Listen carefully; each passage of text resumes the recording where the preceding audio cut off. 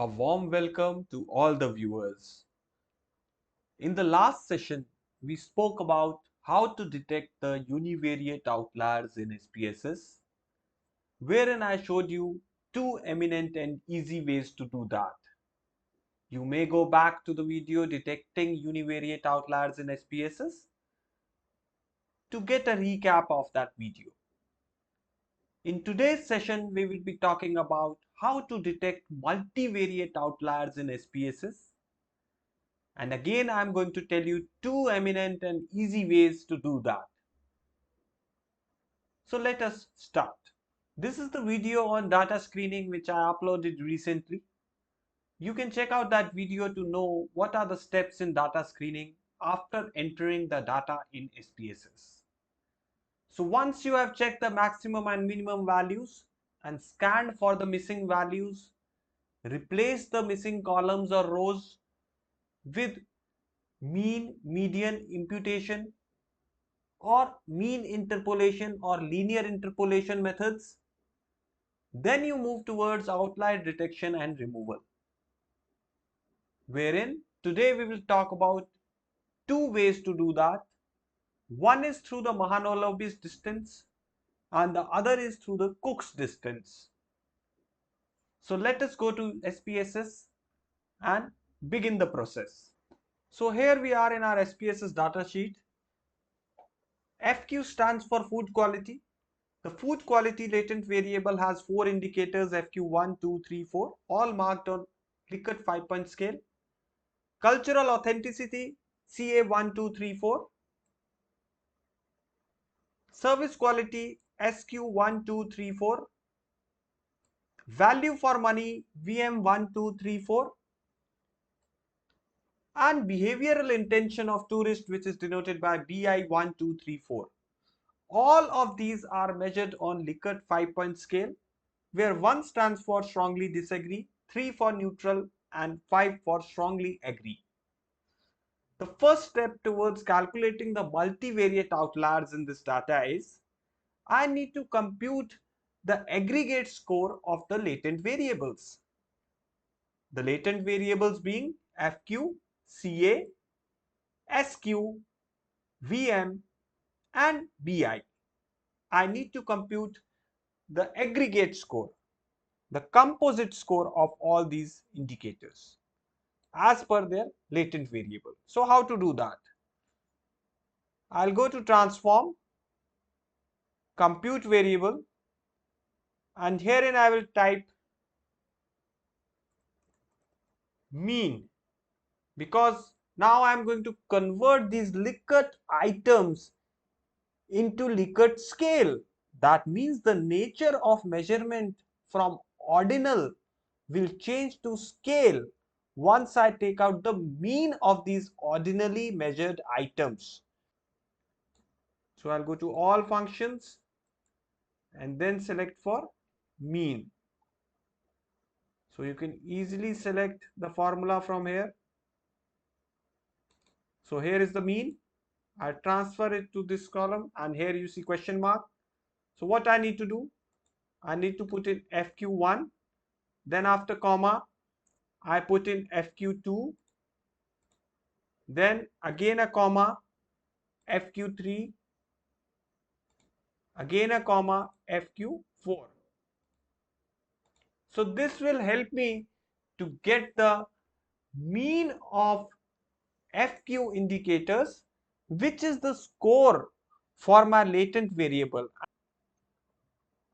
So I'll press OK now. So what will happen? I'll go back to the data sheet and check C. Mean FQ, it's a new variable which has been created, which I'll use for my multivariate outliers detection. Similarly, I'll transform and compute the latent variable score of all other variables. So once again, I don't need to go back again to transform to do it. I can easily go from here. You see, compute variable, and now mean for service quality, mean for CA. That is our second variable. You see here FQ and then CA. Again, in place of FQ1, 2, 3, 4, I'll enter CA1, remove FQ2, put CA2, remove FQ3, put CA3, comma, CA4 and close the bracket. So once again I press OK and get the latent variable score. See, I got in for CA also. Similarly, I'll do in for all other three variables in my data. So once we have computed the mean score of all our latent variables, here we have the mean food quality, cultural authenticity, service quality, value for money, which are the independent variables, and behavioral intention is a dependent variable. So in my study, I want to know what is the effect of these four independent variables on my dependent variable, which is the behavioral intention of tourists. So the next step which I do over here, now I want to know the Mahalanobis distance through which I'll be able to compute or know the outliers in my data, the multivariate outliers. So how to get that Mahalanobis distance? I go to analyze, regression, linear. So in this, the dependent variable is behavioral intention. The mean score of indicators of behavioral intention I'll put in the dependent, and then mean of food quality, cultural authenticity, service quality and value for money in independent. Now I'll check on statistics. I'll click on descriptives, continue. No need to change anything in plots. It's all okay for now. Save. In save, I'll click on Mahalanobis and Cooks. I have to click on Mahalanobis and Cooks and click continue. In options, I do not need to change anything. Style, again, nothing. And I don't want to do bootstrap for now. I'll be talking about bootstrapping later in the videos, that how bootstrapping is quite useful in case the data is non-normal. This is meant for non-normal data. And then I press OK. So you see, it will give me the Mahalanobis distance.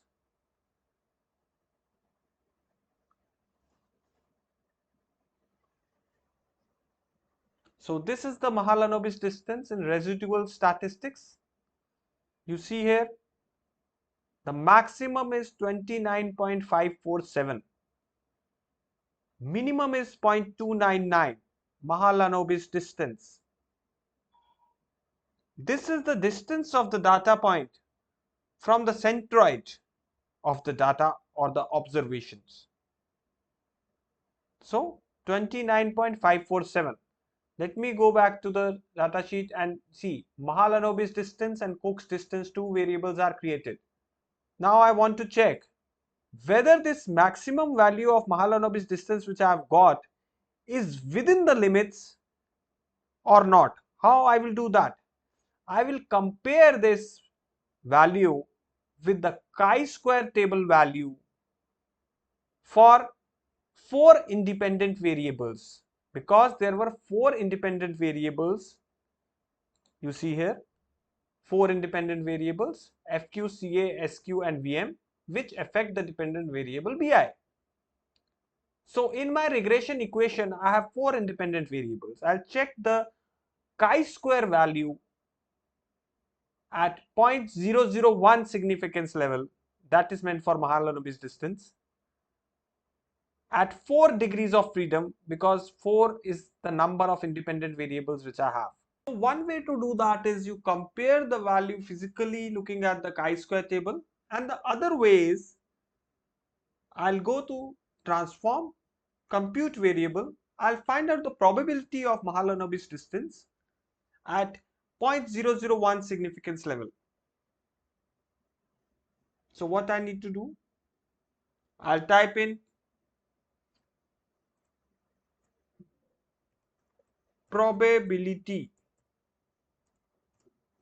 MD, that is Mahalanobis distance. So to find out the probability of Mahalanobis distance, I'll go to cdf.chi-square, take it to the numerical expression, and in the first question mark, I will enter the Mahalanobis distance which I have got, like this.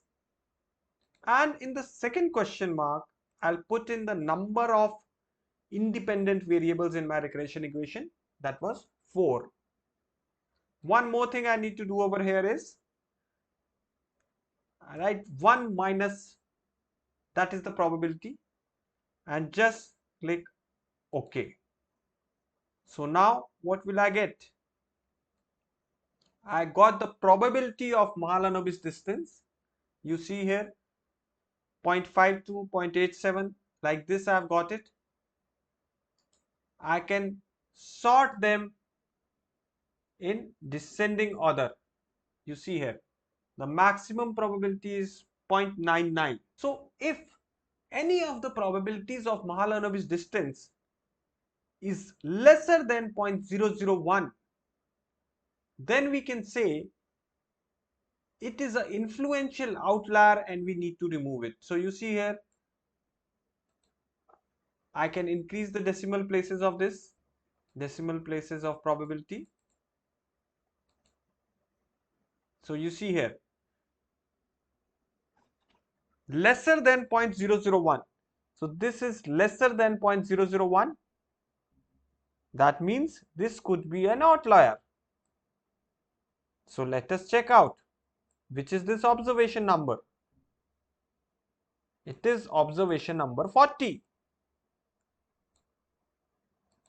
Now you see here, it's clearly an outlier because FQ1, FQ2, FQ3, FQ4 all 1, 1, 1, 1. You see here, whole of the responses filled in by this respondent number 40 are 1, 1, 1, 1, 1 till the end.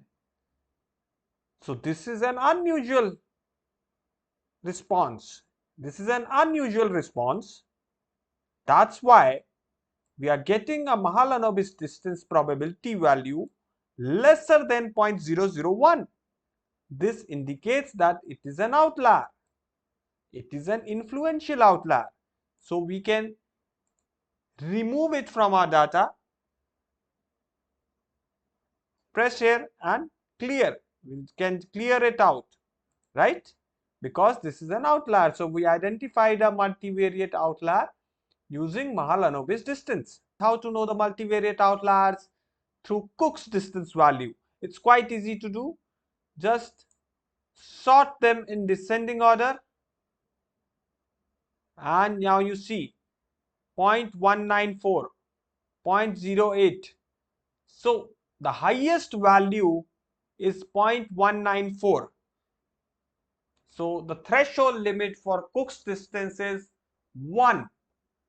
So if any of the observations is above 1, then I can say it is an influential outlier in my data.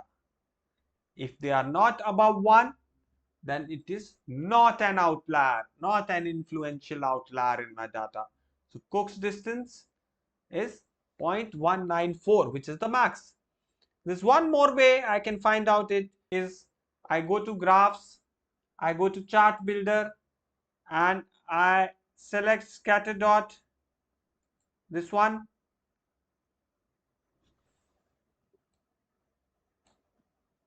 and then on the y-axis I place my Cook's distance. On the x-axis I'll put the case ID like this. So I'll get this type of a graph.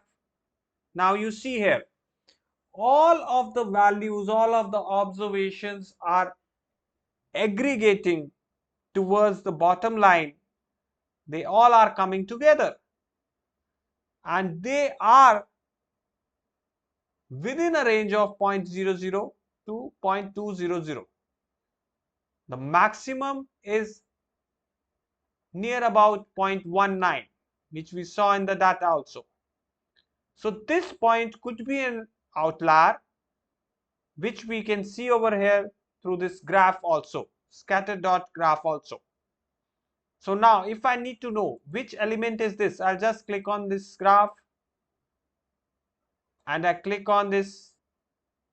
So this one indicates row number 1.